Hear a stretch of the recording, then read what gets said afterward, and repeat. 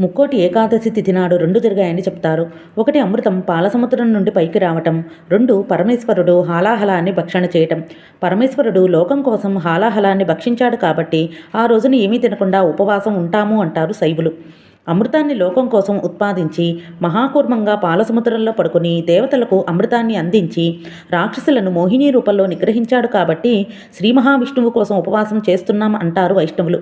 విష్ణువు అంత గొప్ప స్థితిని పొందటానికి దేవతలకి రాక్షసులకి అమృతాన్ని పంచేటప్పుడు రాక్షసులకు అమృతం దక్కకుండా ఉండటానికి మోహిని రూపాన్ని ధరించాడు. అంతటి సౌందర్యం అమ్మవారి ఉపాసనతోనే విష్ణువుకి సాధ్యమైంది కాబట్టి అమ్మవారి కోసం ఉపవాసం ఉంటాము అంటారు శాక్తేయులు. అసలు ఇన్ని కార్యాలు జరిగాయి అంటే ఏ విఘ్నం లేకుండా చేసినవాడు గణపతి కనుక గణపతి కోసం ఉపవాసం ఉంటాము అంటారు గణాపత్యులు.